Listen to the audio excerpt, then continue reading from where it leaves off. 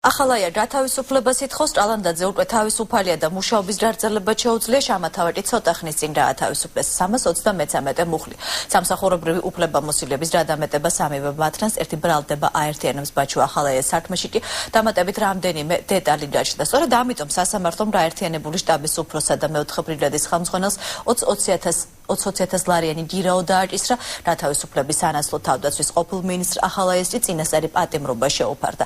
ჭალანდაძემ და შამათავამ გლდანის დაწესებულება დღეს დატოვეს, ბაჩუ ახალაიჭი გირაოს ან თავდების საფუძველზე რა თავისუფლების მოთხოვნით სასამართლოს მიმართავს.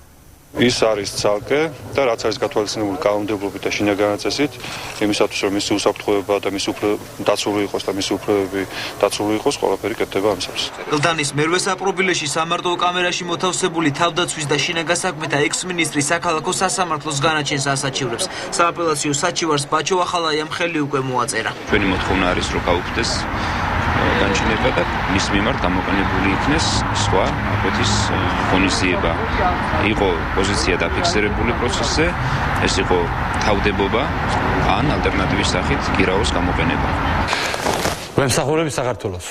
საპატიმროდან გირაოს შეტანის შემდეგ დღეს გიორგი კალანდაძე გათავისუფლდა. ახალგაზრდა გენერალი მიხეილ სააკაშვილმა მიიღო.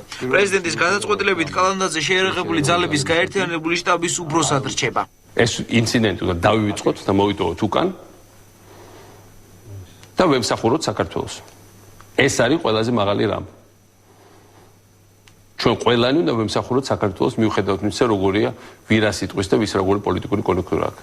დღესვე გირაოს სანაცვლოდ გაათავისუფლეს 333 მუხლით ბრალდებული ზურაბ შამათავაც. მეოთხე ქვეითი ბრიგადის ყოფილმა ხელმძღვანელმა გლდანის ციხე უკომენტაროდ დატოვა. ყვილად დამზდევთ არ ვაკეთებ კომენტარს.